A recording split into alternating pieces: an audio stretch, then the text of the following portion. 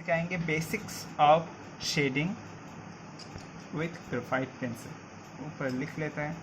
आप लोग आज के क्लास में मेरे साथ साथ एक ऐसे स्केच बुक लेकर बैठ जाओ, स्केच बुक में मेरे साथ साथ करना तो बहुत और भी अच्छा होगा। बेसिक्स ऑफ शेडिंग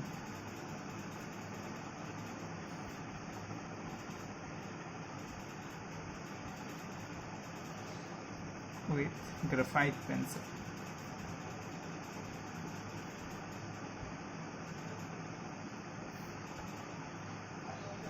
जैसे क्योंकि आप लोग सभी थोड़ा बहुत तो ड्रॉ कर ही लेते हो, तो आप लोगों को कुछ कुछ शेडिंग टेक्निक पता होगा, पर अब मैं एकदम डिटेल में समझाने वाला हूँ कि कैसे कैसे टाइप के शेडिंग्स होते हैं। ठीक है, कुछ कुछ चीज़ें आपको सुना हुआ लगेगा, कुछ कुछ चीज़ें नया होगा, तो सारी चीज़ों की एक बार फिर से पहले से समझ लेना।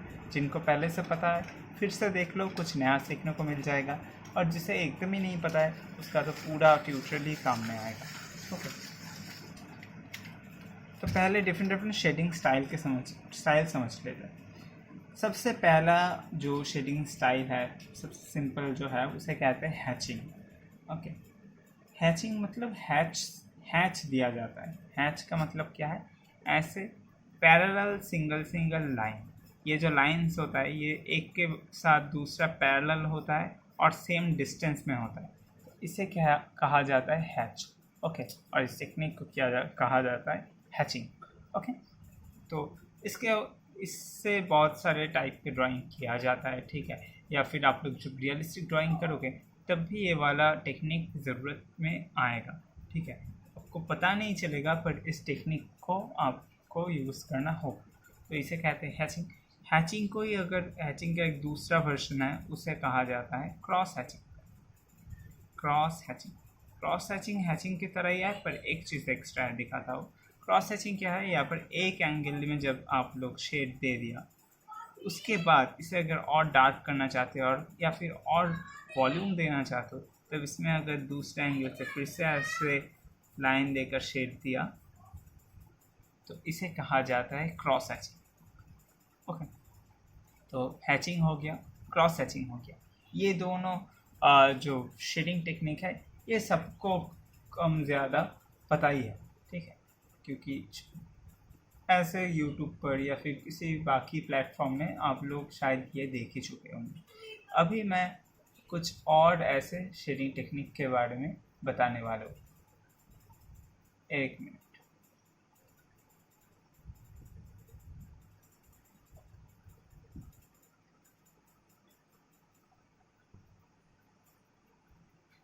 सो नेक्स्ट जो शेडिंग टेक्निक है उसे कहा जाता है स्ट्रिपलिंग। ये नाम शायद नया होगा आप लोगों के लिए, स्ट्रिपलिंग। ओके, इस पेज का मैं बाद में फ़ोटो दे दूंगा ग्रुप में। स्ट्रिपलिंग का मतलब ये है जब हम लोग छोटे छोटे डॉट्स से ड्रॉ करते हैं। आप लोग शायद देखे होंगे कोई ऐसा आर्टिस्ट ऐसे पेंसिल से बहुत सारे छोटे ऐसे डॉट देकर पूरा ड्राइंग को कंप्लीट करते हैं। ठीक है, तो इसे कहा जाता है स्ट्रिपलिंग। स्ट्रिपलिंग स्पेलिंग STRIPPLING। मैं बाद में ये दे दूंगा, ये वाला पेज का फ़ोटो, मैं क्योंकि लिख ही रहा हूँ तो वहाँ से देख लेना। ओके, स्ट्रिपलिंग ऐसे डॉट डॉट डॉट डॉट देकर डार्क एरिया में ज़्यादा डॉट दिया जाता है, हल्के एरिया में कम डॉट। ओके, तो इसे कहते हैं स्ट्रिपलिंग। समझ गए? आपको लग रहा होगा इससे कैसे ड्राइंग होगा या फिर रियलिस्टिक ड्राइंग कैसे होगा। रियलिस्टिक ड्राइंग में या फिर आर्टिस्टिक ड्राइंग में सब मेथड का इस्तेमाल होता है, मिक्स हो जाता है। ठीक है, मैं जब करूँगा तब बताऊँगा कि यहाँ पर ये टेक्निक इस्तेमाल हो रहा है, तो आपको समझ में आएगा। ओके, तो ये हो गया। नेक्स्ट इसे कहते हैं स्कम्बिंग।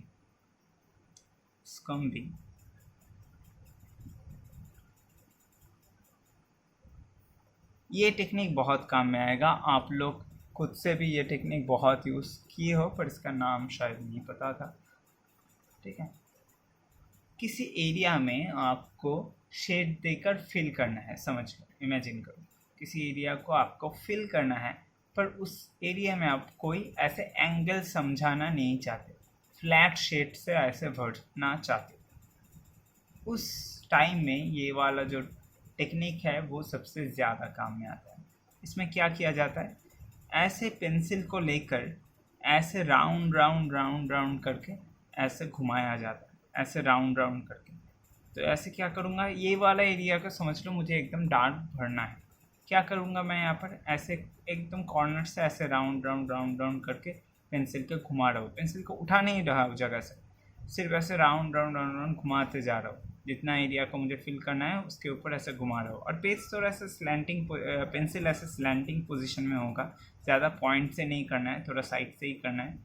तो ऐसे स्लैंटिंग पोजीशन में पेंसिल को ऐसे घुमाते जा रहा हूँ मैं।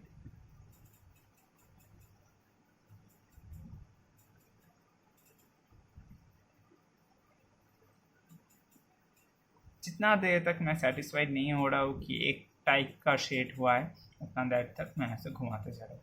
तो ये हो जाने के बाद देखो यहाँ पर एक ऐसा फ्लैट टोन बन गया है, मतलब इसमें कोई एंगल समझ में नहीं आ रहा है, सिर्फ एक फ्लैट टोन बन गया है।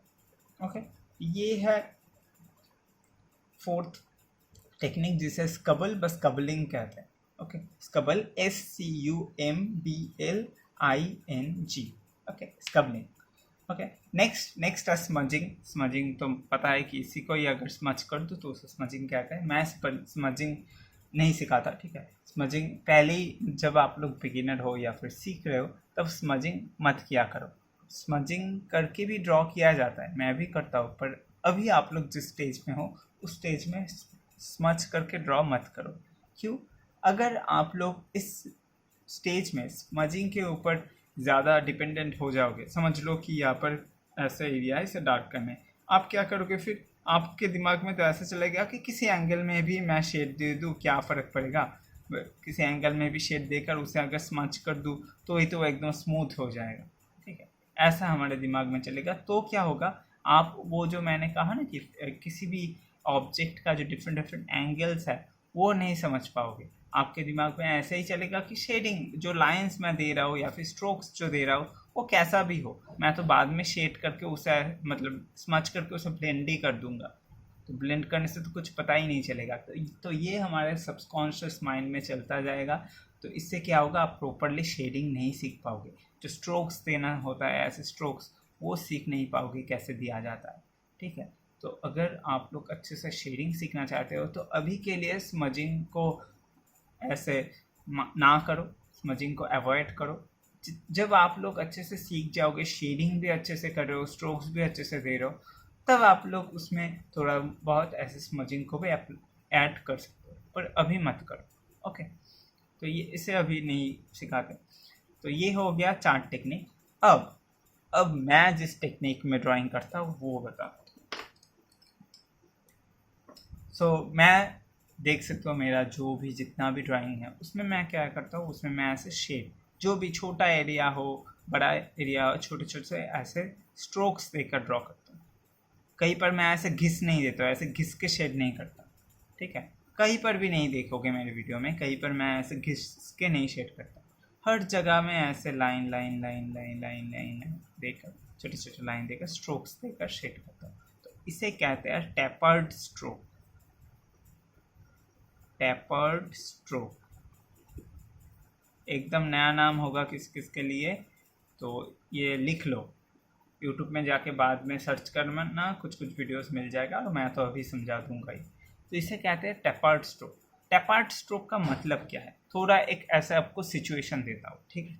आपको एक सिचुएशन दे रहा हूँ यहाँ पर कि आपको ये इतना बड़ा एक एरिया है, इसको अब शेड करके फिल करना है, मतलब इसे एकदम एक सिंपल एक सेम टोन में इसे फिल करना है। तो अब क्या करोगे, ऐसे शेड देकर करोगे तो यहाँ पर ऐसे बिठाओगे, ऐसे करके शेड दोगे, देखो ऐसे करके शेड दे रहा हूँ मैं। इतना बड़ा शेड तो एक ही बारी में नहीं दे सकते, तो ऐसे करके शेड दे दोगे आप।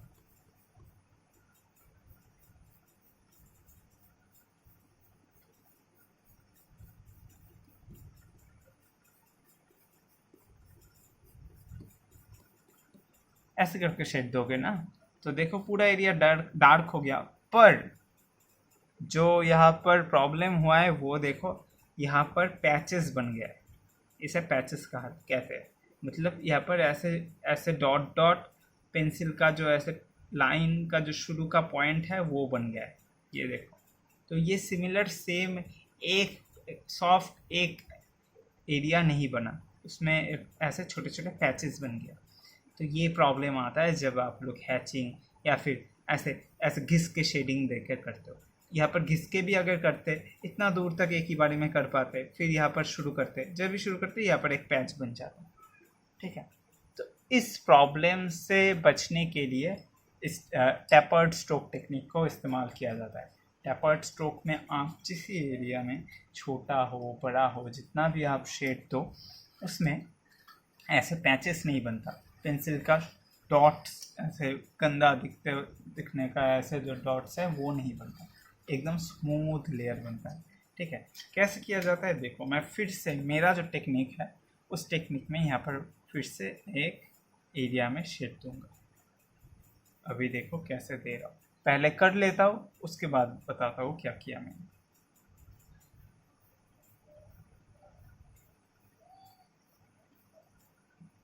सिमिलर ही लगेगा आप लोगों को, पहले वाले जैसे किया था करीब करीब सिमिलर ही है, पर इसमें थोड़ा टेक्निक डिफरेंट है।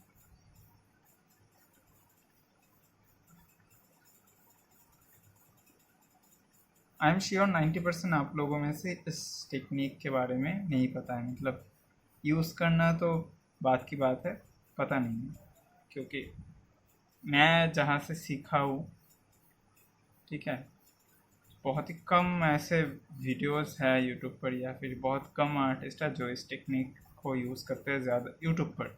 ज़्यादातर तो ब्लेंड करके ही समझा देते कि शेड दो, शेड देकर उसे ब्लेंड कर दो, अगर कोई गलती भी हुआ उसे ब्लेंड कर दो, ठीक है। गलतियों को छुपाने के लिए ब्लेंडिंग इस्तेमाल होता है। ब्लेंडिंग का असल में क्या यूज़ है वो तो सिखाता ही नहीं है कोई, तो वो बाद में जाके सीखेंगे, पहले ब्लेंडिंग के बिना सीखो।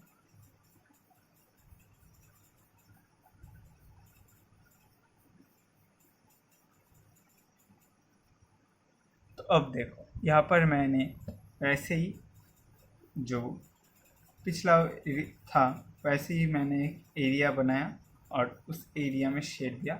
इसमें कोई पैच समझ में नहीं आ रहा है, मतलब कहा किसी एरिया पे भी वैसे यहाँ पर जैसे लाइंस के डॉट्स क्रिएट हो गया था वैसा नहीं बना है, पूरा एरिया में सिंपली एक ऐसा फिलिंग हुआ है, तो इसे कहते हैं टैपर्ड स्ट्रोक, ठीक है। अब कोई आप लोग बोलोगे तो ये तो थोड़ा हल्का हो गया, ऊपरी वाला तो ज़्यादा डार्क था, तो वो है नेक्स्ट गलती जो आप लोगों को नहीं करना है। वो क्या है, वो है प्रेशर अप्लाई। ड्राइंग के समय कोई भी प्रेशर नहीं देना है। आप लोग नॉर्मली नाम जैसे जिस प्रेशर से लिखते हो, समझ लो मैंने यहाँ पर लिखा दीपांकर, ये मैं जिस प्रेशर से लिखा उसी प्रेशर से ड्रॉ करना है, उसके ऊपर प्रेशर नहीं देना है।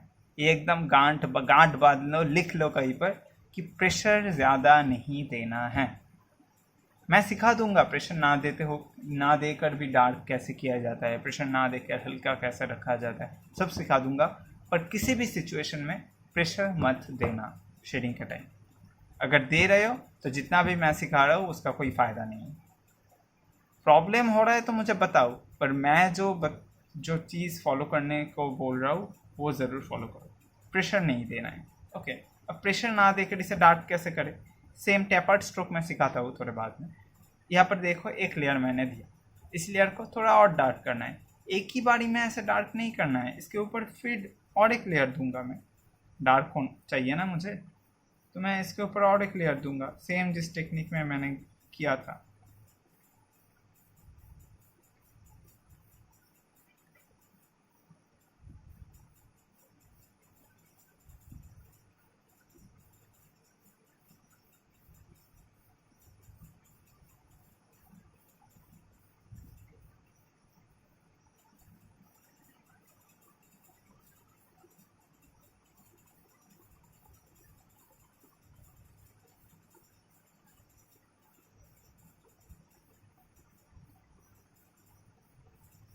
देखो थोड़ा और डार्क हो गया, इसको और डार्क चाहिए तो इसके ऊपर और एक लेयर दे दो। तो लेयर्स देने से देखो क्या हो रहा है, धीरे धीरे और भी ज़्यादा स्मूथ हो रहा है, ओके। और भी ज़्यादा स्मूथ हो रहा है। तो ये है ना प्रेशर देने का फ़ायदा। आपको समझो कि यहाँ पर एक एरिया है, ये एक बॉक्स है, ठीक है। इसे एकदम पीच ब्लैक करना है। पीच ब्लैक मतलब जितना डार्क हो सके उतना डार्क। ओके, तो यहाँ पर आप लोग नॉर्मली एक डार्कर पेंसिल लोगे, यहाँ पर मैं 8B पेंसिल ले रहा हूँ, ठीक।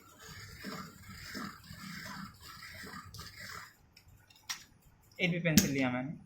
इसको नॉर्मली क्या करते हैं लोग, इसको लेकर ऐसे पूरा खींच दो, इसको ऐसे करके खींच दो, पूरा खींच के मैंने डार्क कर दिया। वाह, डार्क हो गया। ऐसे समझ रहे हो ना कि कितना आसान है, ऐसे ही तो डार्क किया जाता है। पर इसका नुकसान क्या है वो अभी दिखाता हूँ आपको। इसको अगर ऐसे एंगल में दिखाएंगे तो देखो ये ऐसे ग्लॉस कर रहे हैं, ग्लॉसी हो रहा है। देखो, ये देखो ग्लॉसी लग रहा है। इसीलिए ग्राफाइट ड्राइंग करने के बाद ज़्यादातर आर्टिस्ट का क्या होता है, वो ऐसे ग्लॉसी होता है। फ़ोटो खींचने जाओ तो फ़ोटो ठीक से नहीं आता। ड्राइंग को अगर फ़ोटो फ्रेम किया जाए तो वो ग्लॉसी दिखता है। जितना डार्क अपने बनाया उतना डार्क नहीं दिखता जब उसके ऊपर लाइट गिरता है। स्पेशली आर्टिफिशियल लाइट जब गिरता है तब उतना डार्क नहीं दिखता। क्यों आप फर्स्ट तो आप ब्लेंड करते हो। ब्लेंड करने से जो ग्राफाइट का जो छोटे छोटे पिगमेंट्स है वो और भी ज़्यादा ग्लॉसी हो जाता है, और भी ज़्यादा स्मूथ हो जाता है। तो ग्लॉसीनेस तो उससे ही बढ़ जाता है। उसके साथ आप प्रेशर अप्लाई कर रहे हो। जब प्रेशर अप्लाई करते हो तब क्या होता है, पेज का जो टेक्सचर है वो ख़राब हो जाता है। पेज का टेक्सचर एकदम फ्लैट हो जाता है। तो फ्लैट होने से क्या होता है, ऊपर जो ग्राफाइट है ऊपर जम जाता है, मतलब पेज के साथ मिक्स नहीं होता। ऊपर ऐसे एक लेयर बना देता है जिसके ऊपर लाइट अगर गिरे तो ऐसे ग्लॉसी दिखने लगता है। देखो अभी ये ग्रे लग रहा है, लाइट की तरफ मैंने पूरा स्केचबुक को घुमाया, देखो ये ग्रे लग रहा है। इस साइड में तो ऐसे ब्लैक दिख रहा है, लाइट की तरफ घुमाऊंगा तो ग्रे दिखेगा। अब मैं किस टेक्निक में करता हूँ वो दिखाता हूँ। सेम वही एरिया है, इसमें भी मैं ये डार्कनेस लाऊंगा। देखो क्या करूँगा, नॉर्मल जैसे ड्रॉ लिखता हूँ मैं उससे भी हल्के करके मैं शेड दूंगा। वही टैपर्ड स्ट्रोक बताऊंगा, रुक जाओ कैसे किया जाता है वो बताऊंगा। अभी देखो फायदा पहले देखो।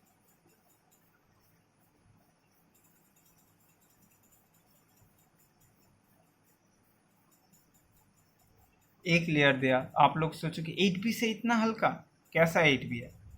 8B से मैंने हल्के करके दिया इसीलिए हल्का हुआ, ठीक है। अब मैं इसके ऊपर और एक लेयर दूंगा।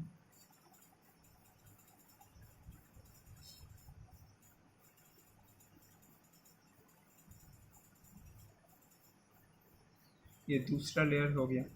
ज़रूरत पड़ते एंगल को चेंज करूँगा।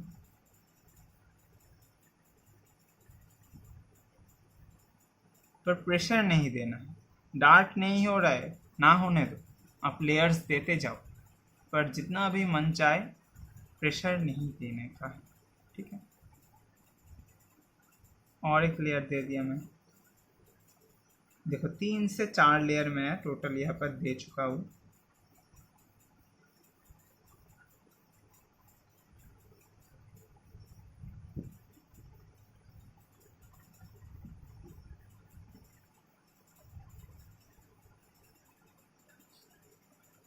अब देखो 2 ये हो गया। अब इसे जब एंगल करेंगे किसका ग्लॉसीनेस ज़्यादा है, देखो ऐसे किया, इसको ये थोड़ा हल्का हुआ है और एक लेयर दे देता हूँ, वरना आप लोग बोलोगे ये तो हल्का हुआ है इसीलिए इसका ग्लॉसीनेस कम है। एक थोड़ा एक और लेयर दे देता हूँ, उसके बाद देखो।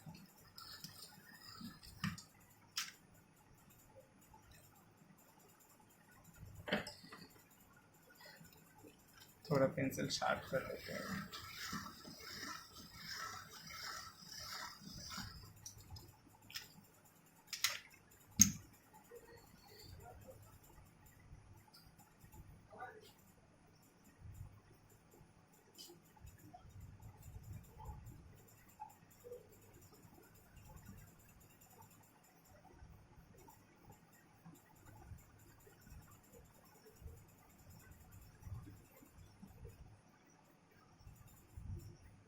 ऑब्वियसली इसमें टाइम ज़्यादा लगेगा, अच्छा चीज़ों के लिए टाइम लगता है, ठीक है। टाइम के बारे में बताओगे तो टाइम कम है तो ऐसे कर सकते हो, पर अगर टाइम कम ही है तो ड्राइंग ही नहीं करना चाहिए। अगर आप ड्राइंग ही कर रहे हो तो टाइम देना होगा। ओके, अब देखो, अब मैं लाइट की तरफ ऐसे घुमा रहा हूँ, देखो किसका ग्लॉसीनेस ज़्यादा है। ये देखो कॉम्पेरेटिवली इसका ये ग्लॉसी ज़्यादा हो रहा है इससे। मैं बाद में एक फ़ोटो खींचकर भी आप लोगों को भेजूँगा। बहुत ज़्यादा ग्लॉसी है ये इसके मुताबिक, ये डबल टाइम ज़्यादा ग्लॉसी है इससे। और अगर इसके दूसरे साइड में देखें तो ये पेज तो मोटा है, ठीक है, पतला जो पेज होता है, पेज यहाँ पर ऐसे दब भी जाता है, ठीक है, प्रेशर ज़्यादा देने की वजह से। यहाँ पर पेज मोटा है इसीलिए समझ में नहीं आ रहा है। पर देखो कौन सा ये दोनों में से कौन सा ज़्यादा स्मूथ, जैसा ज़्यादा इवन और ज़्यादा अच्छा दिख रहा है। आप लोग ही बता पाओगे कि कौन सा ज़्यादा अच्छा दिख रहा है। ये जल्दी हुआ पर उससे ज़्यादा ये बहुत ज़्यादा स्मूथ, प्लेन और आँख के लिए ज़्यादा सूदिंग दिख रहा है, क्योंकि इसमें प्रेशर नहीं अप्लाई किया गया है इसीलिए स्मूथ है, ठीक है। उसके साथ साथ लेयर्स में शेड दिया गया है इसलिए स्मूथ और ज़्यादा हुआ है, और क्योंकि प्रेशर नहीं दिया गया है इसलिए एंगल्स में ये कम से कम ग्लॉस करेगा, ग्लॉसीनेस कम होगी। आई होप समझ चुके हो। कोई अगर क्वेश्चन हो या फिर कुछ बोलना चाहते हो तो आप लोग बोल सकते हो, ठीक है, बोलो, फ्री होकर बोलो, किसी के मन में अगर कोई भी क्वेश्चन है तो।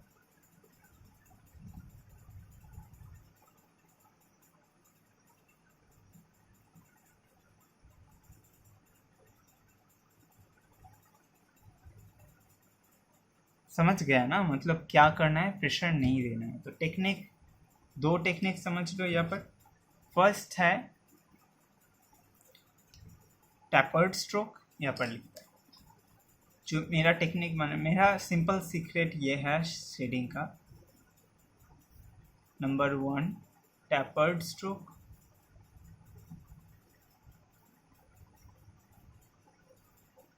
Number 2 no blending, number 3 no pressure,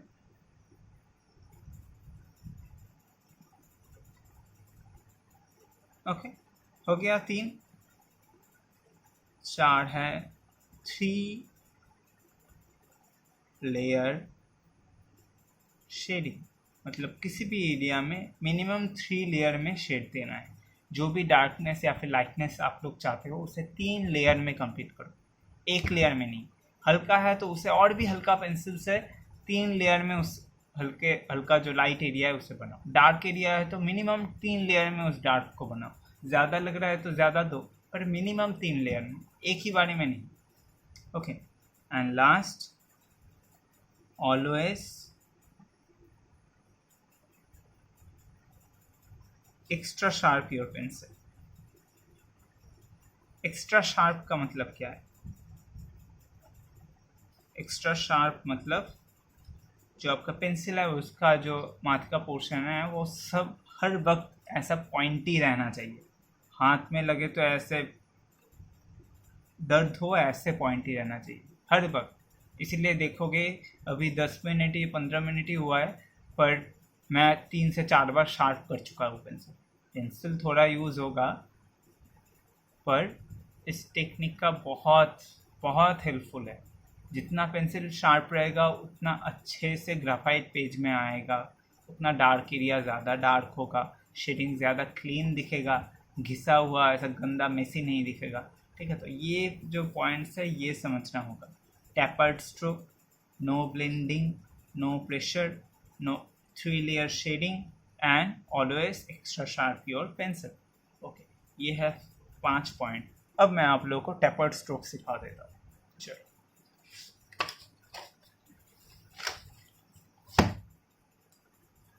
तो टैपर्ड स्ट्रोक के लिए थोड़ा मैं यहाँ पर कैमरा को दूर कर लेता हूँ। और आज जो लोग क्लास मिस कर गए बहुत कुछ मिस कर जाएगा यार। लाइव क्लास नहीं देखोगे तो कैसे चलेगा।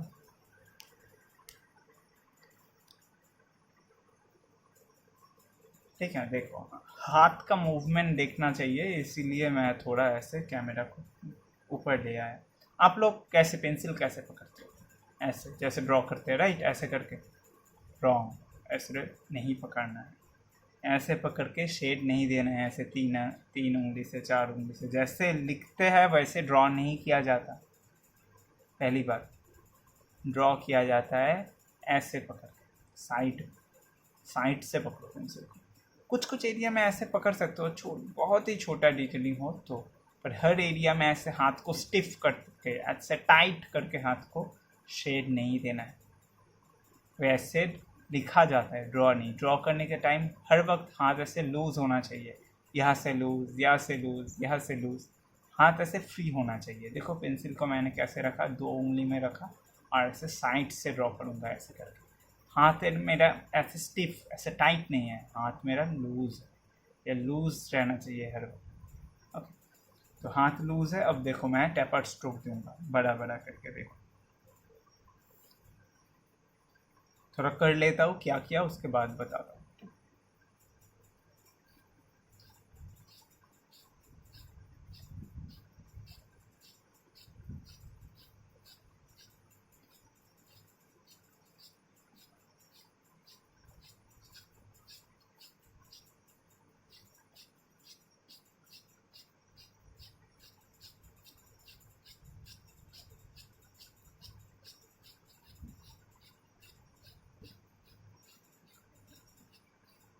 तो ये है टेपर्ड स्ट्रोक एक्सरसाइज का फर्स्ट एक्सरसाइज। क्या किया मैंने, टेपर्ड स्ट्रोक काम कैसे करता है पहले समझ लो। ये अगर पेंसिल है, आप लोग घड़ी का तो पेंडुलम देखे ही होंगे। पेंडुलम कैसे चलता है, ऊपर ऐसे होता है और ये ऐसे ऊपर से नीचे आके फिर ऐसे ऊपर चला जाता है, ऐसे करके पेंडुलम ऐसे मूव होता है, राइट। हमारा जो पेंसिल है उसे भी वैसे मूव करना होगा। समझ लो ये पेपर है, पेपर के ऊपर पेंसिल है। पेंसिल कैसे आएगा, पेपर के ऊपर ऐसे हवा से हाथ जब मूव होगा, ऐसे हवा से पेंसिल आएगा, आके पेपर को थोड़ा ऐसे टच करके फिर ऐसे हवा में चला जाएगा, फिर इस साइड से हवा में चला जाएगा। ये पेंसिल है, समझ लो। ऐसे हवा से आएगा, आके थोड़ी एरिया में पेपर में टच होगा, उसके बाद फिर हवा में चला जाएगा। ऐसे नहीं करना है कि पेंसिल को लिया, पहले पेपर के ऊपर रखा, ये देखो पेपर के ऊपर मैंने रखा, उसके बाद ऐसे करके शेड दो। ऐसे करके अगर शेड दोगे तो वो सेम गलती यही होगा जो पहले मैं दिखा रहा था। ऐसे करने से क्या होगा, एक साइड स्मूथ होकर, मतलब एक साइड स्मूथ होकर पेपर में ऐसे मिल जाएगा, पर दूसरे एरिया में ऐसे डॉट क्रिएट होगा, क्योंकि यहाँ पर आप पेपर में ऐसे पेंसिल को बिठा कर शेड दे रहे हो।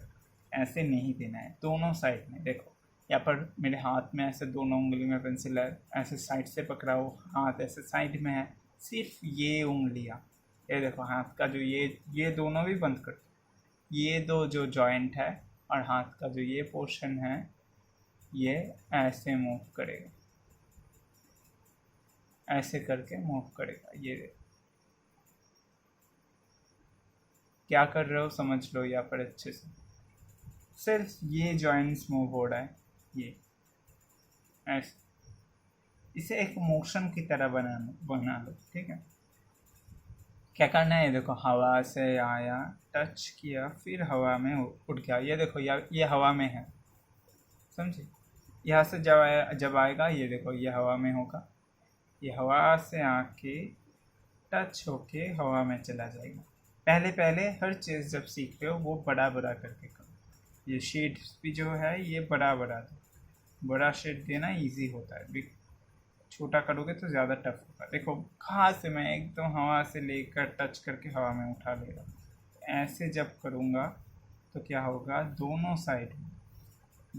साइड में स्मूथ शेड ऐसे पेपर के साथ मिल जाएगा, और ऐसे वो ख़राब एजी पॉइंट, ऐसे डॉट्स क्रिएट नहीं होंगे। देखो ऐसे जब आप प्रैक्टिस करोगे, ऐसे गिनो, 1 2 3 4 5 6 7 8 9 10, ऐसे मोशन बनाओ। ऐसे नहीं कि 1 2 3 4 5 6 7 8 9 10, ऐसे नहीं। हर लाइन के बीच में गैप सेम होना चाहिए। और जैसे कोई जब गाना सीखते हैं, पहले कैसे सारे गाँव पा धीरे धीरे सीखते हैं, सा रे गा मा पा धा नी सा, जैसे धीरे धीरे सीखता है बाद में जाके उसमें स्पीड बढ़ाता है, सेम शेडिंग में भी जब आप फर्स्ट स्टेज में हो तब ऐसे धीरे धीरे करो, सा रे गा मा पा धा नी सा। तो इसमें एक ऐसे मोशन आएगा, उसमें भी एक म्यूजिकल नोट की तरह है। तो जब आप सारे शेड के बीच में सेम टाइमिंग का गैप दोगे, हाथ में एक मूवमेंट एक मोशन लगाओगे, सेम मोशन और सेम प्रेशर, मतलब कोई प्रेशर ही नहीं, पेंसिल को ऊपर पेज को रखो, मतलब पेज के ऊपर पेंसिल को रखो, जितना प्रेशर ऐसे ही आ रहा है उतना ही आने दो, ठीक है, विदाउट एनी प्रेशर। जब 1 2 3 4 5 6 7 8 ऐसे करके दोगे तो सारे शेड्स ऐसे स्मूथ बनेगा। किसी किसी का ये प्रॉब्लम रहता है, शेडिंग दे रहा है पर कोई शेड डार्क हो गया कोई हल्का हो गया, कोई शेड डार्क हो गया कोई हल्का हो गया। तो ऐसे प्रॉब्लम से बचने के लिए ये ऐसा मूवमेंट लाना ज़रूरी है। क्योंकि मैं बहुत दिनों से प्रैक्टिस कर रहा हूँ तो मेरा वो मूवमेंट ऑटोमेटिकली अभी है, मतलब मैं अगर चाहूँ भी तो कभी थोड़ा डार्क कभी थोड़ा हल्का वैसा शेड नहीं आएगा, पूरा जो शेडिंग का एक ऐसे सेट होगा वो सेम प्रेशर में ही आएगा। ये देखो मैं बहुत फास्ट कर रहा हूँ, राइट, बहुत फास्ट हो रहा है, 1 2 3 4 5 6 7 8 9 10 11 12 13 14 15 16 17 18, देखो बहुत स्पीड है, पर आपको इतना स्पीड में नहीं करना है, आपको हल्के 1 2 3 4 5 6 7 8 ऐसे करके देना है। शेडिंग कैसे हो रहा है, हाथ ऐसे साइड में है, हवा से लेकर ये लाइन जो है ना, लाइन के ऊपर हाथ को बिठा हुआ ऐसे लाइन देकर, हवा में है पेंसिल, उसे लेके ऐसे आओ, शेड ऐसे गिरेगा पेज पर, उसके ऊपर फिर से ऐसे हवा में चले जाएगा। अब यहाँ से वापस नहीं करना है, इससे फिर ऊपर लेके जाओ, ऊपर लेकर फिर ऊपर से नीचे आएगा, फिर ऊपर लेके जाओ, फिर ऊपर से नीचे आएगा, ठीक है। तो ऐसे ऊपर से धीरे धीरे ऐसे नीचे आएगा शेड, नीचे से ऊपर नहीं, सिर्फ one direction, up to down up to down up to down करके शेड देना है। ऐसा नहीं है कि एक बार ऊपर से नीचे एक बार नीचे से ऊपर, एक बार ऊपर से नीचे एक बार नीचे से ऊपर, नहीं, सेम वन एंगल, ऊपर से नीचे ऐसे करके शेड। तो घर में एक्सरसाइज क्या होगा, देखो यह है फर्स्ट एक्सरसाइज। कोई भी एक रफ पेपर में ऐसे लाइन करो, लाइन के ऊपर हाथ रखो, रख के ऐसे शेड दो, हवा से आया टच हुआ चला गया, हवा से आया टच हुआ चला गया। पहले ऐसे सिर्फ एक एक लाइन दो, ऐसे थोड़े थोड़े दूरी में एक एक लाइन ऐसे करके, एक एक लाइन करो ऐसे करके, क्या उसके बाद क्या प्रैक्टिस करो, एक ऐसे सेट बनाओ, कैसे सेट, ऐसे 2 3 4 5 6 7 8 9 10, 1 2 3 4 5 6 7 8 9 10, दोनों साइड में हवा से आएगा टच करेगा हवा में चला जाएगा। ये बहुत इंपॉर्टेंट है, यहाँ पर ये 90% स्टूडेंट का गलती होता है। ऊपर में ऐसे पेपर में रख के शेड देता है, पेपर में रख के शेड नहीं देना है, हवा से ले आओ, लेके पेपर में हल्के से टच होगा, ज़्यादा टच होगा, फिर हल्के से टच होगा, फिर ऊपर चला जाएगा, ऐसा होगा।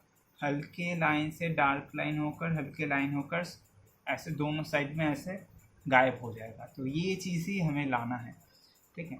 तो फिर से मैं कर रहा हूँ, देखो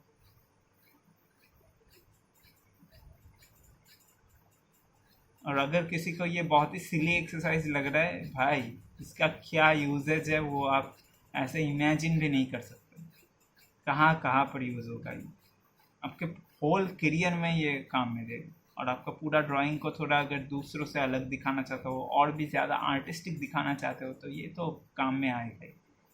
और वैसे अगर ब्लेंडिंग करके ड्रॉ करना चाहते हो, ट्रेसिंग करके ग्रिड करके ड्रॉ करना चाहते हो तो वो तो अलग बात है, वो तो ऐसे 80% आर्टिस्ट करते ही है वैसे आज के दिन में। पर एक्चुअली आर्ट ऐसे किया जाता है, लॉन्ग टर्म में अगर आर्ट सीखना चाहते हो तो सही टेक्निक को समझना ज़रूरी है।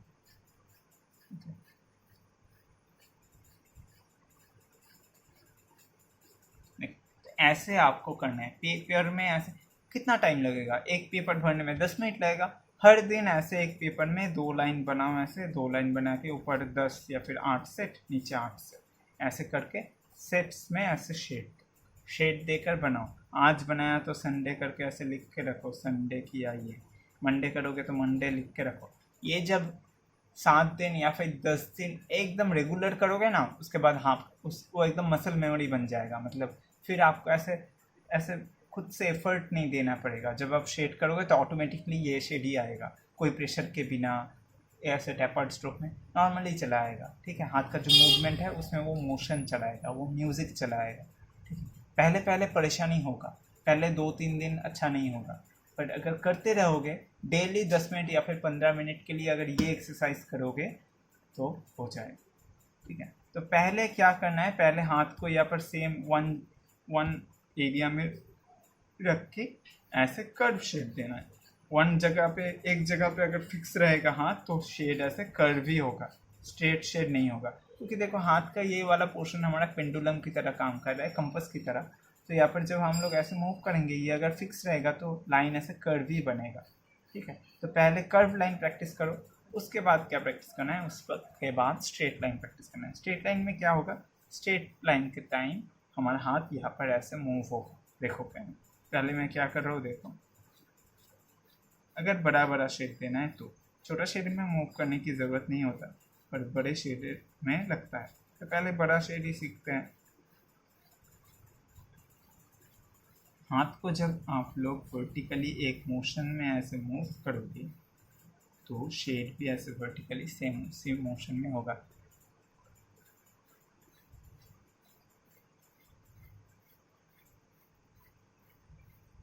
ऐसे करके उसके बाद सिंगल थोड़ा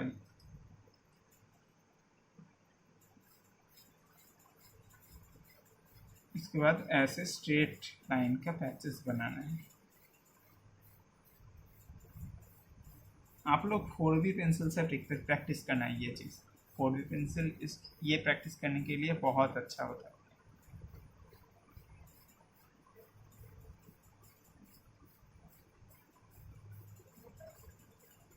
किसी के मन में कोई क्वेश्चन है तो पूछो, कुछ नया लग रहा है, कुछ ऐसे अड़चने आ रहे हैं मन में कि यह क्या सिखा रहा है, या फिर ये कितना इजी है, कितना मुश्किल है, कुछ भी अगर आ रहा है तो बोलो।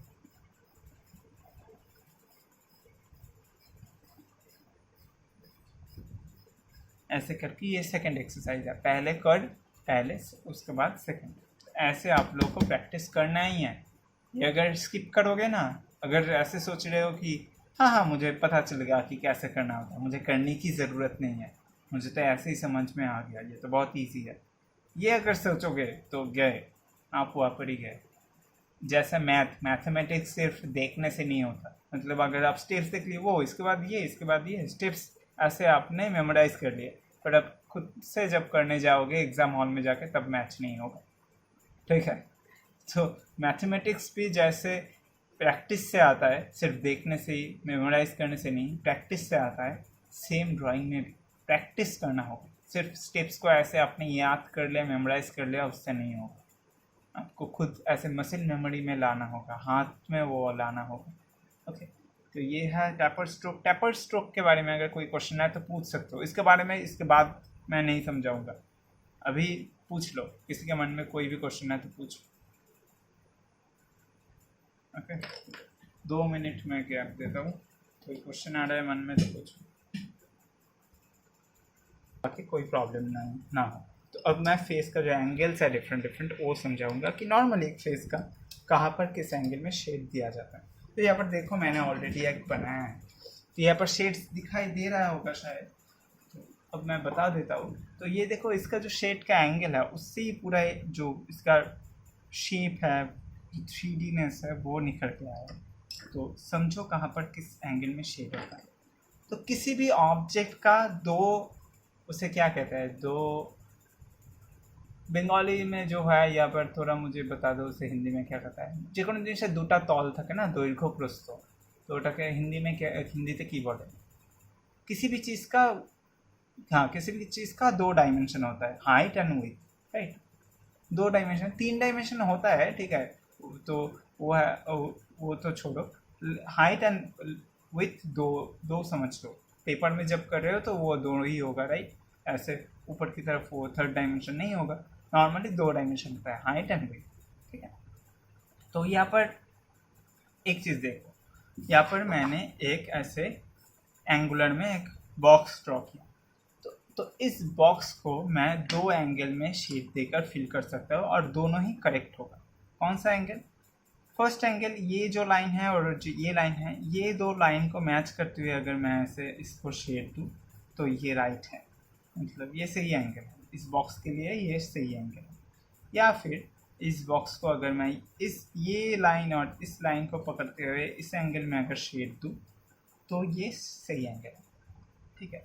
पर अगर इस बॉक्स को अगर मैं ऐसे लूँ, बॉक्स को मैं ऐसे करके शेड फिल कर रहा हूँ तो ये इस बॉक्स के लिए सही एंगल नहीं है। क्यों नहीं है मैं बताता हूँ। देखो, इसको मैंने ऐसे शेड दिया, अच्छे से देखो, ऐसे मैंने शेड दिया इस एंगल में। इस बॉक्स को अगर अब ऐसे करके मैं ऐसे बना देता हूँ तो देखो एक ऐसे बॉक्स की तरह दिख रहा है जिसके अंदर की तरफ ब्लैंक है। यहाँ पर अगर एक लाइन दे दूँ, देखो लग रहा है ना वो ब्लैंक स्पेस है, वो दिखा, वो समझ में आ रहा है। पर इस बॉक्स को अगर सेम उसी टाइप से अगर इसे बॉक्स बनाओ तो देखो कोई अजीब नहीं दिख रहा है, मतलब एक बॉक्स जैसा होता है वैसा ही लग रहा है। ये ऊपर फ्लैट है, इसके इस साइड में एंगल होगा तो सही है, और यहाँ पर इस एंगल में या फिर इस एंगल में शेड तो सही है। थोड़ा और अच्छे से समझा तो एक समझ में नहीं आ रहा तो बताना मुझे, हाँ, क्योंकि कभी कभी मैं थोड़ा मुश्किल करके समझा देता हूँ, बताना मुझे। यहाँ पर समझो, यहाँ पर मैं एक ऐसे बॉक्स बनाया,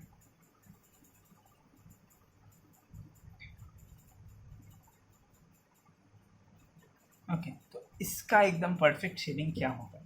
यहाँ पर मैं एक दूसरा बनाया,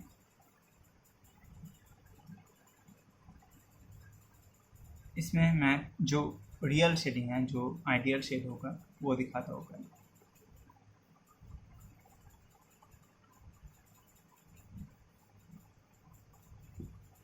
मैंने ये लाइन और इस लाइन को चूज़ किया, इसके साथ साथ दिया। उसके बाद क्या करूँगा, उसके बाद ऐसे शेड दूंगा इस लाइन को और इस लाइन को पकड़ के, और नीचे इस लाइन को और इस लाइन को लेकर इस एंगल में शेड दूंगा।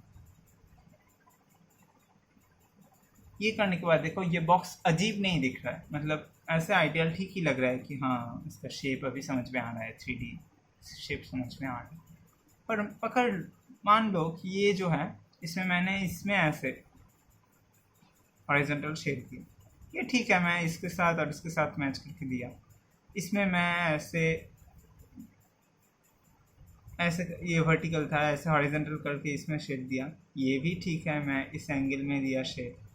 पर ये जो पोर्शन है उसमें मैंने ऐसे करके शेड दे दिया, दोनों एंगल में कोई भी एंगल को मैंने नहीं दिया। तो ये शेड देने से थोड़ा अजीब नहीं दिख रहा है? ये फ्लैट, जैसे ये ऊपर का पोर्शन है वो फ्लैट नहीं दिख रहा है, वो हॉलो दिख रहा है, मतलब बीच में थोड़ा गैप है ऐसा दिख रहा है।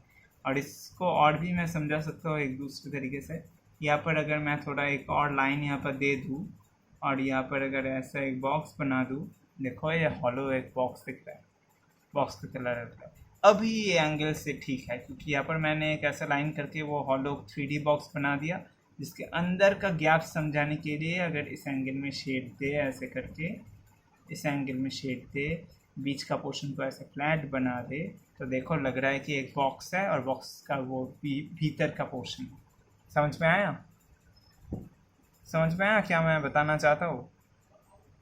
ओके, तो ये है बात आपको। ये किसी भी एरिया का दो एंगल होता है, वो दो एंगल को समझते हुए उसके साथ साथ शेड देना है। अब ये तो फ्लैट एरिया हो गया, मतलब ऊपर का पोर्शन फ्लैट है, पर फेस तो हमारा फ्लैट नहीं होता, फेस में बहुत सारे कर्व्स रहते हैं, एंगल्स रहते हैं। तो समझ लो कोई एरिया ऐसा एक एरिया। तो इसमें पहले तो बताया कि पहले हम लोग ये जो दो मार्क है इसको लेकर इसके साथ भी शेड दे सकते हैं ऐसे लंबा करके, या फिर हम लोग अब इसमें क्या करेंगे, इसमें ऐसे कर्व करके शेड देना होगा, क्योंकि इसका दोनों जो साइड है, दोनों जो डायमेंशन है दो साइड का, वो डायमेंशन कर्व है, तो हमें कर्व करके देना होगा। तो यहाँ पर और एक ऐसे मैं एग्जांपल देता हूँ। एक सर्कल है, ये देखो एक सर्कल है, ये एक दूसरा सर्कल है। इस सर्कल को मैंने ऐसे करके सिंपल करके ऐसे शेप दिया,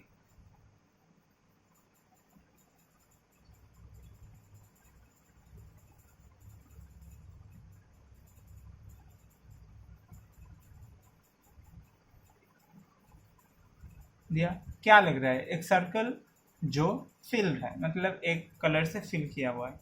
अब देखो ये एक सर्कल है, इसमें मैं ऐसे शेड दूंगा, सर्कल का जो एंगल है, कर्व जो है, उसे मैच करते हुए शेड दूंगा। देखो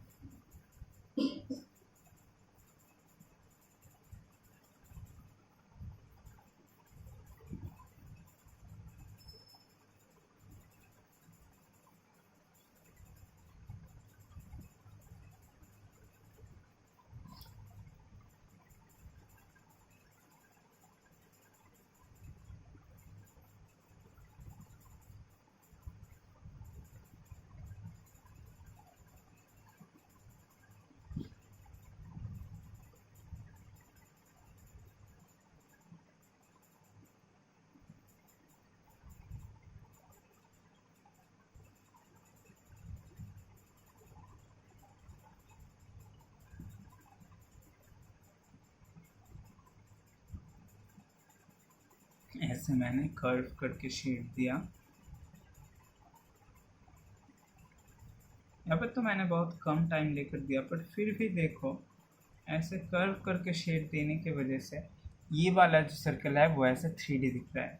नीचे अगर मैं थोड़ा ऐसे शेडो बना दूँ तो एक ऐसा बॉल की तरह दिखेगा, राइट। और इसके नीचे भी अगर कोई शेडो बना दूँ तो नहीं दिखेगा, वो फ्लैट ही दिखेगा, लगेगा कि एक कार्डबोर्ड का टुकड़ा है जिसे मैं ऐसे सर्कल करके काट के ऐसे स्टैंड करके रख दिया है, उसका यहाँ पर शेडो गिरा है। बट इसे देखकर एक बॉल ही लगेगा देखकर, क्योंकि इसका जो शेड है वो एक बॉल की तरह है, एक बॉल की तरह कर्व है। समझे?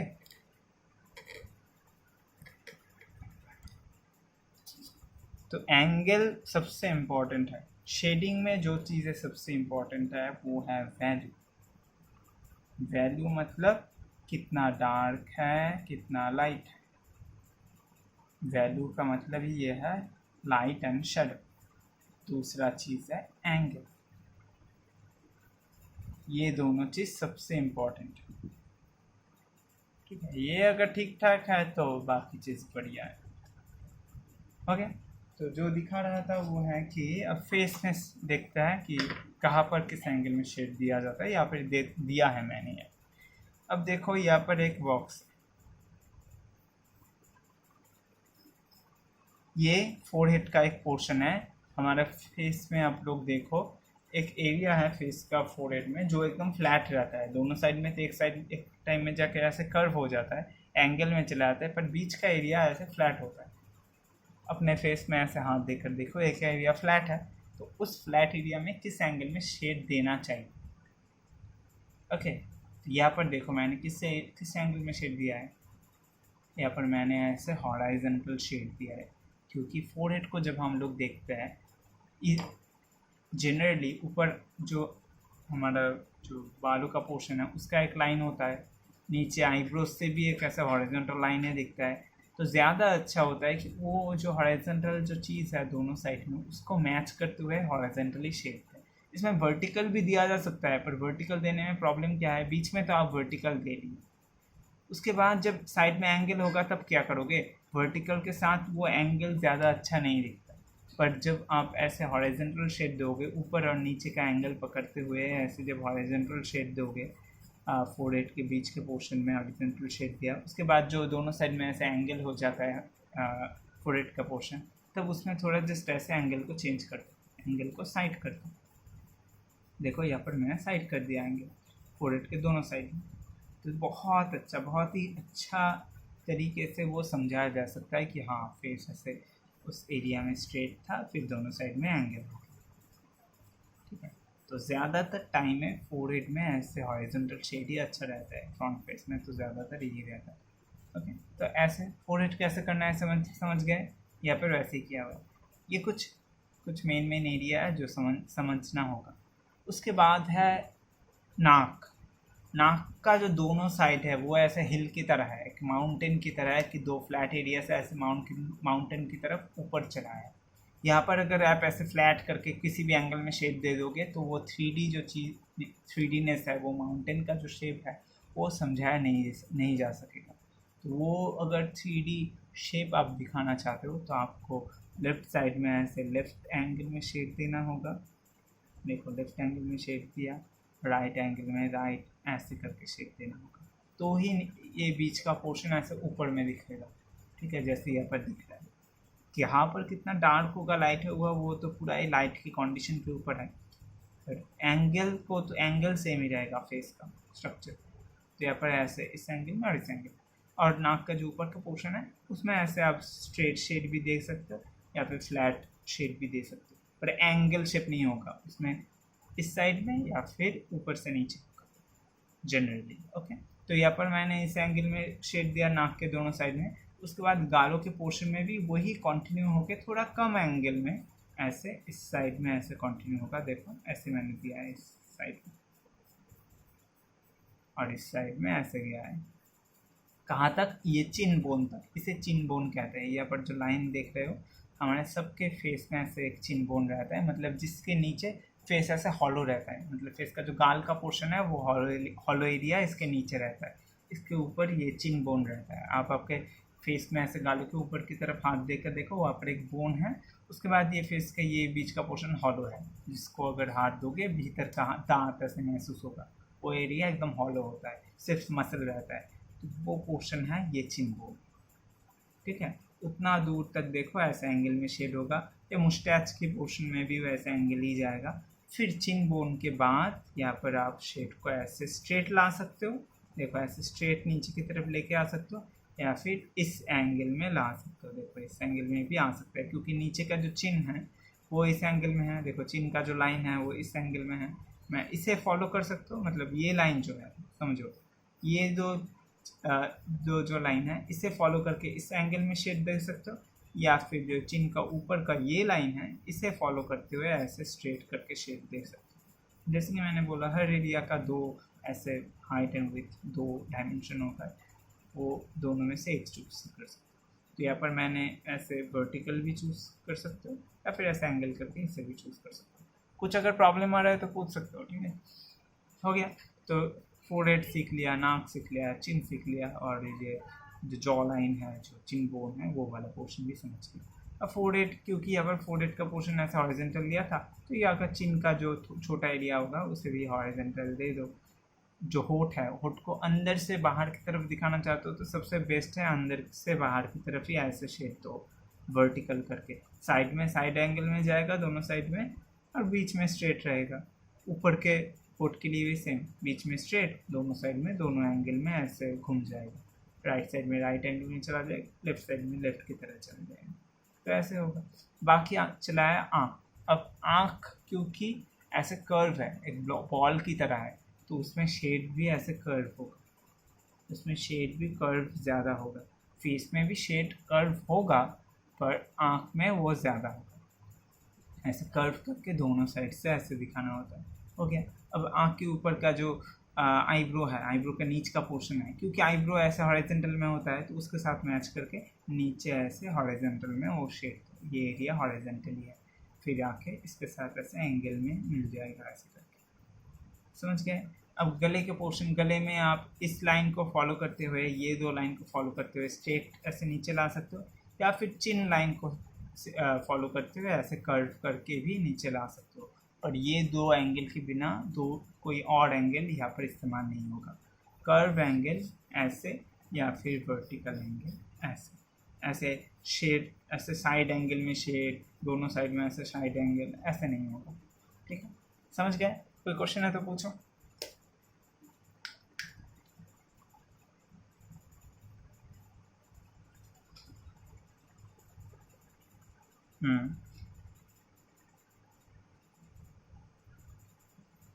কোন জায়গাটা?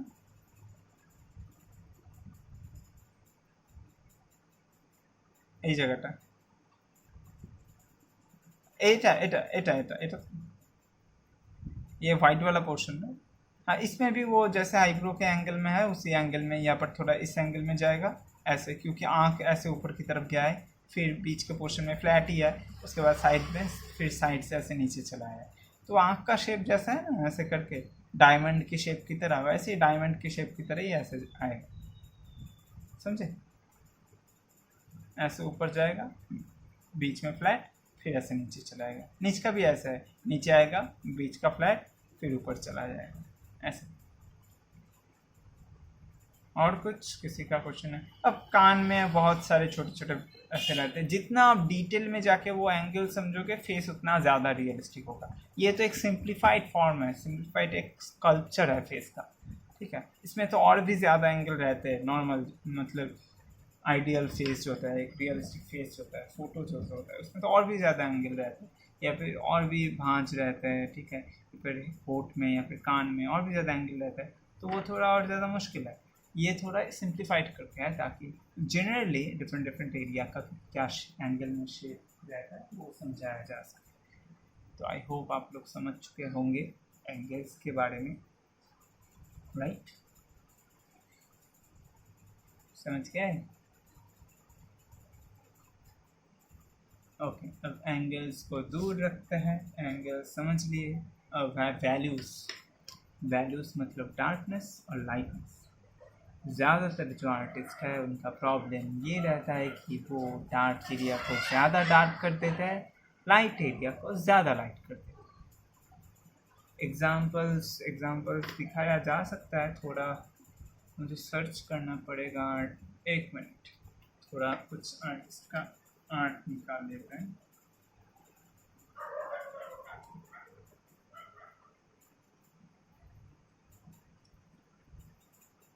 इंस्टाग्राम में जो लोग मुझे टैग करते हैं उनके आर्ट से थोड़ा दिखाते हैं। ये देखो, ये किसी का है, इसके आर्ट में देखो डार्क एरिया जो ये क्या है, बालों का पोर्शन है, ये जो पेटल्स है, आँख का है, वो एकदम डार्क है, एकदम ब्लैक, ठीक है। और देखो स्किन का पोर्शन एकदम वाइट, मतलब वहाँ पर कुछ शेडिंग नहीं है। ऐसे हम लोग एकदम एक्सट्रीम में चला जाते हैं। मिड टोन जो है मतलब डार्क और लाइट के मिडिल का जो टोन है वो देते ही नहीं है ज़्यादा, वही अच्छा बनाता है किसी भी ड्राइंग। या फिर मेरा ही ड्राइंग दिखा देता हूँ। देखो इस ड्राइंग में जितना ज़्यादा डार्क एरियाज़ है उतना ही एकदम हाईलाइटेड एरियाज़ भी है गालों में, देखो छोटा छोटा, और उतना ही मिड टोन भी है। तीन जो शेड है, highlight, mid tone and dark, ये तीन लेयर ही अच्छे से होना चाहिए। ओके, थोड़ा और दिखा दें।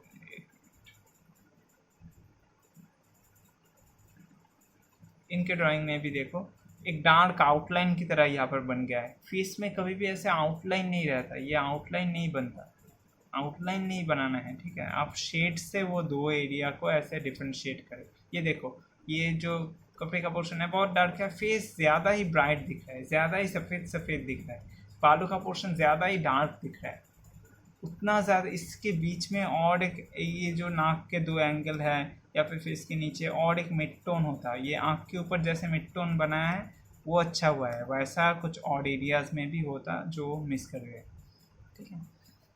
दूसरा कुछ देखते हैं। ये जो एक ड्राइंग है इसमें देखो, इसमें मिड टोन अच्छा है, डार्क अच्छा है, पर हाईलाइटेड एरिया कम है। हाईलाइटेड जो सफ़ेद सफ़ेद थोड़ा एरिया होगा, लाइट एरिया होगा, वो कम है। हाईलाइट्स भी ज़रूरी है। ओके, ये देखो और एक ऑप्शन, इसमें देखो डार्क एरिया बहुत अच्छा है, ये देखो कितना डार्क है, आँख कितना डार्क है, पर तुरंत बाद आँख के साइड में देखो कितना कितना लाइट है, मतलब आँख एकदम ही अलग अलग है, बाकी चीज़ें एकदम ही ब्राइट दिख रहा है। वो मिड टोन जो है वो गायब है। हाथ में देखो पूरा ही फ्लैट दिख रहा है क्योंकि एंगल्स नहीं यहाँ पर आया है, फ्लैट करके शेड हुआ है पूरा, मिड टोन्स गायब है। ये अच्छा बनाया जिसने भी बनाया, देखो इसमें डार्क भी है, ये देखो मिड टोन भी है और लाइट एरिया भी है, हाईलाइटेड एरियाज भी, समझे। ये क्या, इसमें डार्क ज़्यादा है, हाईलाइटेड एरिया ज़्यादा है, मिड टोन बहुत ही कम है इसलिए फ्लैट दिख रहा है। उसके बाद ये ऐसा आउटलाइन किया है, आउटलाइन नहीं होता यहाँ पर, आउटलाइन नहीं बनाना होता। ये जो कैप है ना वो देखो एकदम फ्लैट दिख रहा है, कोई कार्डबोर्ड की तरह दिख रहा है। बालों का पोर्शन भी एक ऐसे वी की तरह शेप दिख रहा है। अगर ये कैप में ऐसे एंगल में शेड देता, वो इस एंगल से अगर इसी एंगल से शेड देता तो वो जो कैप का जो सर्कुलर शेप है वो और भी अच्छे से आता। ये जिसका ये अच्छे से बनाया है पर ज़्यादा ब्लेंड कर दिया है, इसलिए पेंसिल शेडिंग का जो टेक्सचर है एंगल्स जो है वो कम समझ में आ रहा है। लाइट एंड शेडो बहुत अच्छा बना है इसमें, पर जो एंगल्स है वो नहीं समझ में आ रहा है, क्योंकि पूरा ड्राइंग है ब्लेंड किया हुआ है। ब्लेंड करोगे तो फेस का एंगल समझ में नहीं आएगा, और क्योंकि आप एक 2D शीट के ऊपर ड्रॉ कर रहे हो, आपका सरफेस ही 2D है, 2 डायमेंशनल है, उसमें भी अगर ब्लेंड कर दोगे तो वो और भी ज़्यादा 2 डायमेंशनल फ्लैट दिखेगा। उसमें ऐसे लाइव लाने के लिए, थोड़ा 3D दिखाने के लिए टेक्सचर चाहिए, इसीलिए एंगल्स को अच्छे से दिखाओ। ये देखो पूरा फ्लैट दिख रहा है, इतना घिसा है, घिस के ड्रॉ किया है, देखो फ्लैट दिख रहा है, कोई एरिया को ऐसे ऊंचा, कोई एरिया को ऐसे नीचा नहीं दिख रहा, ठीक है, एकदम फ्लैट दिख रहा है। घिसने से यही प्रॉब्लम आता है।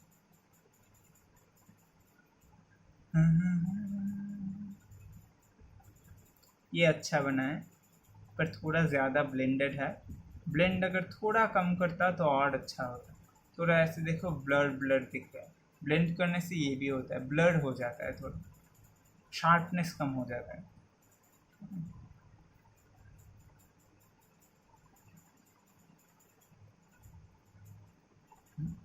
ये देखो और एक ड्राइंग, डार्क एरिया बहुत अच्छा, डार्क एरिया बहुत ही अच्छा है, और पूरा देखो फेस, पूरा फेस ऐसे लाइट एरिया है, मिड टोन गायब है। यहाँ पर रेफरेंस फोटो में देखो, ये देखो साइड में मिड टोन था, आँख के ऊपर देखो एक ब्राउनिश टोन था, हाईलाइट है, ऐसे फोरहेड के बीच में गालों में हाईलाइट है, पर ऐसे फेस के साइड में मिड टोन था, गले के नीचे में मिड टोन था, जो यहाँ पर गायब है। मिड टोन देखो नहीं है, उससे पूरा फ्लैट दिख रहा है। मिड टोन को इग्नोर मत करो, मिड टोन बहुत ही इम्पोर्टेंट होता है। आप लोग डार्क एंड लाइट तो बना देते हो, पर मिड टोन देने में डरते हो। आप लोग सोचते हो नहीं छोड़ो यार, नहीं देते, उससे ड्राइंग ज़्यादा डार्क हो जाएगा। लड़की का फेस करे हो तो दिमाग में ऐसा चल रहा है कि नहीं, उसे तो काला नहीं बना सकते, उसे ऐसे एकदम प्योर वाइट, ठीक है, एकदम वो क्या कहते हैं, फेयर एंड लवली वाइट बनाना होगा। वैसा नहीं है, वैसे करोगे तो वो आर्ट नहीं बनेगा, ठीक है। लड़की के फेस में भी शेडो होता है, लड़की के फेस कोई एक फ़ोटो खींचो, लाइट अगर ऑफ कर दो तो वो भी काला ही आएगा, एकदम पीच ब्लैक ही आएगा, लड़का हो लड़की हो किसी भी चीज़ का। लाइट जैसा है वैसा ही फेस के ऊपर होता है। जैसे कि मैं डार्क स्किन का हूँ, ठीक है, मेरे फेस के ऊपर अगर 10 ऐसे LED बल्ब सामने लगा के फ़ोटो खींची तो मैं भी ऐसे गोरा दिखूँगा, ठीक है। पर अगर ऐसे टूनी बल्ब, एक छोटा बल्ब लगा के अगर ऐसे फ़ोटो खींचूँ तो कोई अगर बहुत बहुत गोरा भी हो फिर भी वो काला ही दिखेगा। सारा चीज़ लाइट के ऊपर है, लाइट जैसा होता है वैसे ही हमारा स्किन दिखता है, ठीक है। ऐसा एक ऐड भी आया था कि घर में इस कंपनी का LED बल्ब लगाओ तो आप सब गोरा दिखोगे, ऐसा एक फ़नी टाइप का ऐड भी आया था। मतलब सब कुछ ही लाइट के ऊपर है, लाइट जैसा होगा आपका फेस का शेडिंग भी वैसा ही होगा। मतलब आपके रेफरेंस फोटो में या फिर जो भी सामने रख कर अगर ड्रॉ कर रहे हो, लाइट कैसे गिर रहा है उस फोटो के ऊपर, उसे नोटिस करो। कहाँ पर हाईलाइट में, मतलब कहाँ पर सबसे ज़्यादा लाइट हो गिर रहा है, कहाँ पर रिफ्लेक्ट करके जा रहा है, कहाँ पर लाइट नहीं गिर रहा है, क्यों नहीं गिर रहा है, तो उससे क्या क्यों इतना डार्क हो रहा है, ये थोड़ा समझ के ड्रॉ करना होगा।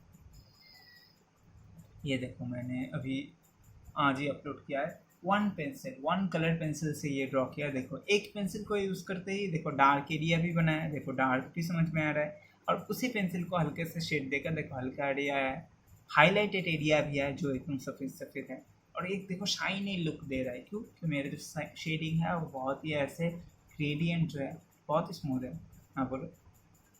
नहीं single pencil, single Persian blue pencil, कोई वाइट पेंसिल नहीं है, ये पेपर का ही वाइट है। जो वाइट एरिया दिख रहा है ये पेपर का वाइट है, मतलब मैंने उस एरिया को छोड़ दिया है, ठीक है, सिंगल पेंसिल से किया हुआ। ये देखो मैंने किया है अभी कुछ दिन पहले एक स्टिल लाइफ, इसमें देखो एंगल्स एकदम अच्छे से समझ में आ रहा है। ये देखो ये जो है इसे देखकर ही समझ में आ रहा है कि इसके एंगल ऐसे सर्कुलर शेप में है, ये इसका जो ऐसा कर्व है वो समझ में आ रहा है। हाईलाइट देखो कितना, मतलब मैं खुद का तारीफ खुद ही कैसे करूँ, करना नहीं चाहिए, पर देखो यहाँ पर हाईलाइट कितना अच्छे से समझ में आ रहा है। यहाँ पर हाईलाइट्स देखो, यहाँ पर जो इसका एंगल है वो देखो, देखकर ही समझ में आ रहा है कि इसका एंगल क्या है, इसका शेप क्या है, ठीक है। बैकग्राउंड फ्लैट है, नीचे का एरिया फ्लैट है, वो शेडिंग से ही समझाया जा सकता है, आपको ब्लेंड करने की ज़रूरत नहीं है। और ब्लेंडिंग के बिना भी स्मूथ होता है, वो तो आप पहले वाले इसमें ही देख सकते हो, ब्लेंडिंग के बिना भी स्मूथ दिखाया जा सकता है। ये देखो इसमें same single pencil, 8B pencil से मैंने किया, 8B पेंसिल से ही हल्का एरिया भी किया, डार्क एरिया भी किया। कैसे किया? जहाँ पर मुझे डार्क चाहिए वहाँ पर ज़्यादा लेयर दिया, जहाँ पर डार्क नहीं चाहिए वहाँ पर कम लेयर दिया, 1 लेयर देकर ही छोड़ दिया। ठीक है, वो अभी के लिए आपके लिए थोड़ा मुश्किल होगा। अभी के लिए आप डार्क एरिया में डार्क पेंसिल यूज़ करो, लाइट एरिया में लाइट पेंसिल यूज़ करो। 2B 4B ये सब लाइटर पेंसिल है, 6B 8B ये सब डार्कर पेंसिल है। और जब आप सीख लोगे, हाथ के ऊपर कंट्रोल और ज़्यादा आ जाएगा, तब डार्क एरिया में भी आप डार्क पेंसिल से भी कर सकते हो, लाइट एरिया में भी डार्क पेंसिल से कर सकते हो। ठीक है, ये धीरे धीरे चला आता है जितना प्रैक्टिस करोगे। और थोड़ा दिखाता हूँ, ये देखो ये वाला, 1 मिनट थोड़ा लोड हो जाने दो। हाँ, इसमें देखो शेडिंग कितना अच्छे से समझ में आ रहा है, पर मैंने यहाँ पर ब्लेंडिंग नहीं किया है, और ब्लेंडिंग किया भी है तो बहुत ही कम, मतलब उससे कुछ फ़र्क नहीं पड़ता। अच्छे से ऐसे शेड समझ में आ रहा है, एंगल समझ में आ रहा है। ओके, तो ये एकदम अच्छे से समझ लो। इतने दिन तक जो करते थे, पर अगर आपको मेरा टेक्निक पसंद है, अगर आप मेरा टेक्निक मतलब सीखना चाहते हो, तो आपको थोड़ा फॉलो करना होगा जो मैं बता रहा हूँ। ठीक है, यहाँ पर देखो इस फोटो में ये हाईलाइटेड एरिया भी जितना इंपॉर्टेंट है, फिर इसके ऊपर छोटे छोटे वाइट एरिया जो हाईलाइट्स है, जहाँ पर लाइट सबसे ज़्यादा गिरा है, वो भी इंपॉर्टेंट है। मिड टोन देखो, फोरहेड के पोर्शन में ग्रे टोन है, वो है मिड टोन, मीडियम टोन। और देखो फोरहेड में ही कुछ एरिया में और ज़्यादा डार्क टोन है, यहाँ पर डार्क, आँख के भीतर ये साइड में है डार्क टोन। तो ये है हाईलाइट, ये मिड और ये डार्क टोन। ऐसे 3 लेयर बन गया है, 3 अलग अलग शेड बन गया है। ठीक है,